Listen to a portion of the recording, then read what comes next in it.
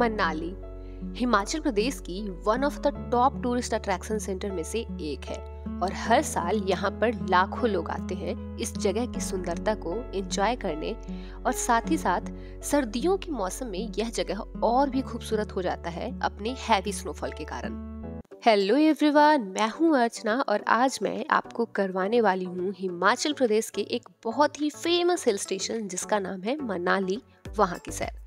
Video को पूरा देखिएगा क्योंकि आज मैं आपको बताने वाली हूँ कि आप मनाली तक कैसे पहुँच सकते हैं, आपको यहाँ पे आने के बाद होटल कहाँ लेना है, यहाँ पे आपको कहाँ कहाँ घूमना है और यहाँ खाने पीने की क्या व्यवस्था रहेगी। और साथ ही साथ वीडियो के अंत में मैं आपको बताऊंगी कि यहाँ का टोटल बजट क्या होने वाला है।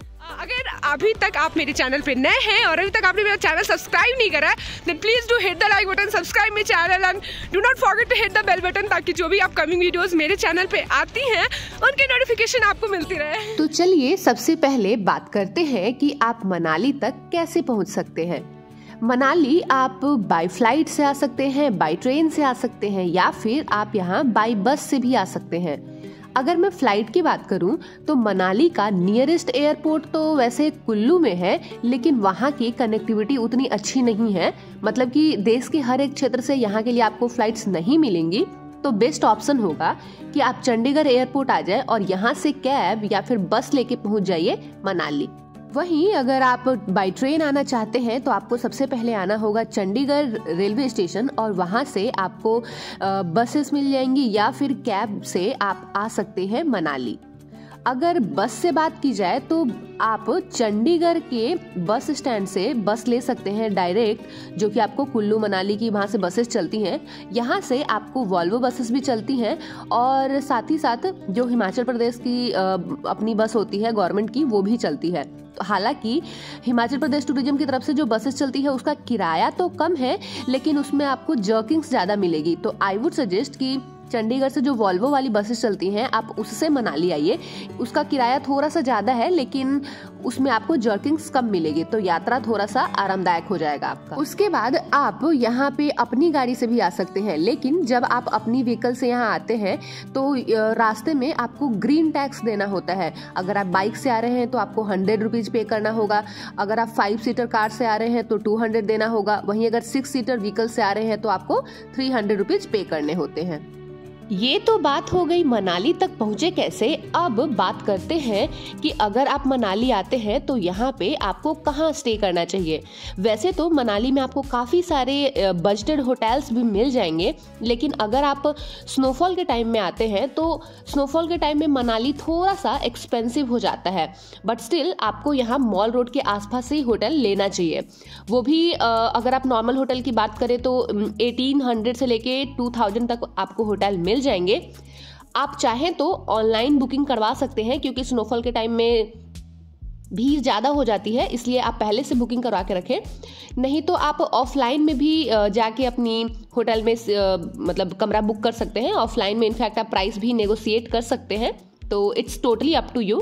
बाय द वे मैं तो यही रिकमेंड करूंगी कि आप पहले से ही होटल की बुकिंग करा लें ताकि आपको होटल ढूंढने में ज़्यादा परेशानी ना हो।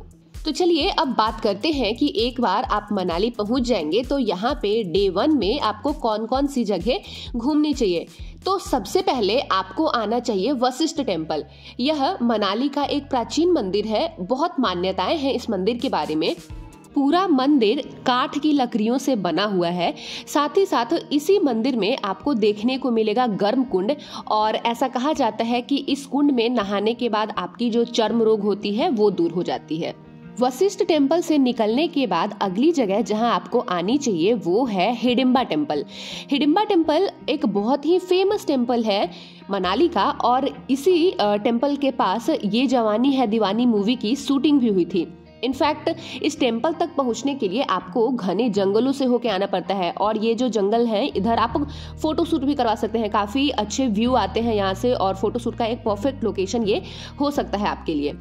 हिडिंबा टेम्पल से निकलने के बाद अगली जगह जहां आपको आना चाहिए वो है मनाली, ओल्ड मनाली। यहाँ के आप क्लब हाउस में आ सकते हैं। यहाँ पर आप शॉपिंग भी कर सकते हैं क्योंकि यहाँ पे एक शॉपिंग कॉम्प्लेक्स है जहाँ से आप विंटर के काफ़ी सारे स्टफ्स पिक कर सकते हैं। लेकिन एक स्टफ मैं ज़रूर आपको रिकमेंड करना चाहूँगी, वो है कुल्लू के सॉल, जो कि पूरी इंडिया में काफ़ी फेमस है। तो अगर आप कभी भी मनाली आते हैं तो कुल्लू के सॉल को लेना ना भूलें। साथ ही साथ यहीं पे आपको एक नदी बहती है जिसका नाम है व्यास नदी, तो यहाँ पे भी आप जरूर जाएं और यहाँ पे आप बैठ के प्रकृति के सुंदर नज़ारों का लुत्फ जरूर उठाएं।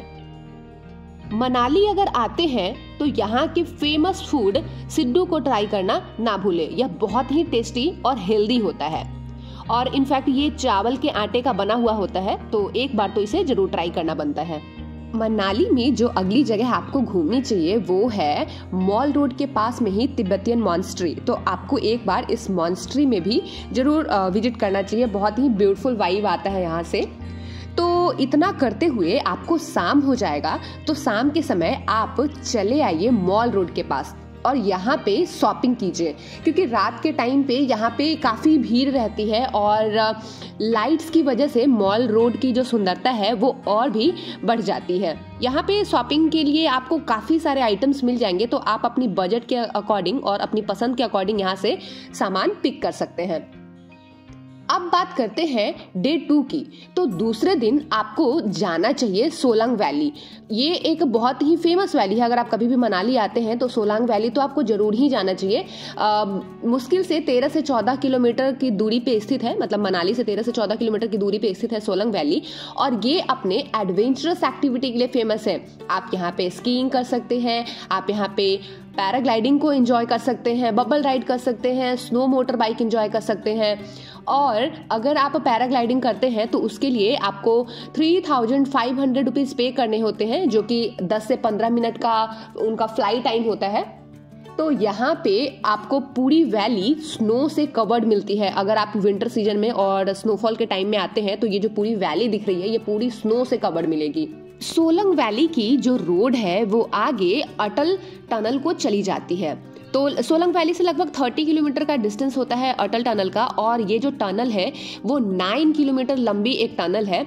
जब आप इस टनल को क्रॉस करके लाहौल वैली में एंटर करते हैं तो यहाँ के नज़ारे कुछ अलग ही देखने को मिलेंगे। एक्चुअली पहले क्या होता था कि लाहौल और स्पीति वैली तक पहुँचने का एक ही रूट होता था जो कि रोहतांग पास था। तो रोहतांग पास से हैवी स्नोफॉल होने के कारण वो पास जो है वो बंद हो जाता था, तो लाहौल और स्पीति लोग नहीं जा पाते थे क्योंकि कनेक्टिविटी ही खत्म हो जाती थी। साल 2021 में अटल टनल को पब्लिक के लिए ओपन कर दिया गया और इस टनल का बेनिफिट ये हुआ कि आप 12 महीने कभी भी लाहौल और स्पीति वैली को विजिट करने जा सकते हैं। ये तो बात हो गई उन प्लेसेस की जो आपको मनाली जाके जरूर ही एक्सप्लोर करना चाहिए। चलिए अब बात करते हैं कि मनाली में खाने पीने की क्या व्यवस्था है। यहाँ आपको हर एक तरह की फूड ऑप्शंस मिल जाएंगे, चाहे आप वेज खाते हो या फिर आप नॉन वेज खाते हो। वेज की भी काफ़ी वेराइटीज़ मिलेंगी, नॉन वेज की भी काफ़ी वेराइटीज़ मिल जाएंगी। साथ ही साथ आपको मिलेगा स्ट्रीट फूड, तो यहाँ के स्ट्रीट फूड को ट्राई करना बिल्कुल भी ना भूलें। अब बात करते हैं कि अगर आप भी मनाली आने का प्लान कर रहे हैं तो आपको कितने दिनों का यहाँ पे स्टे करना चाहिए। तो आपका जो मनाली का टूर होना चाहिए वो 3 दिन का मिनिमम होना चाहिए। डे 1 में आप मनाली के जो लोकल साइट सीइंग है उनको देखने जा सकते हैं। डे 2 में आप सोलंग वैली जा सकते हैं और आप चाहें तो सोलंग वैली में ही स्टे कर सकते हैं। और तीसरे दिन आप निकलिए अटल टनल को देखने, और अटल टनल को क्रॉस करते हुए आप लाहौल वैली को भी जरूर घूमते हुए वापस आइए। तो ये तो बात हो गई 3 दिनों की। अब बजट की बात कर लेते हैं। तो अगर आप चंडीगढ़ से वॉल्वो बस से जाते हैं तो आपका किराया क्योंकि थोड़ा सा ज़्यादा होता है, इसलिए टोटल बजट आप मान के चलिए कि 8000 पर पर्सन तक आ सकता है। वहीं अगर आप ऑर्डिनरी बस से जाते हैं, मतलब गवर्नमेंट हिमाचल गवर्नमेंट की तरफ से जो बसेस चलती हैं उनसे जाते हैं, तो आपका जो टोटल बजट होगा वो 6000 से 7000 के अराउंड रहेगा। So yeah, this is all about my today's experience of snowfall। और मुझे उम्मीद है कि आपको ये वीडियो पसंद आई होगी। तो कुछ इसी तरह की मजेदार ब्लॉग्स के लिए बने रहिए मेरे चैनल पे, और please do hit the like button, subscribe my channel and do not forget to hit the bell button, ताकि जो भी अपकमिंग वीडियोस मेरे चैनल पे आती हैं उनके नोटिफिकेशन आपको मिलती रहे। Thank you so much for watching, enjoy the view.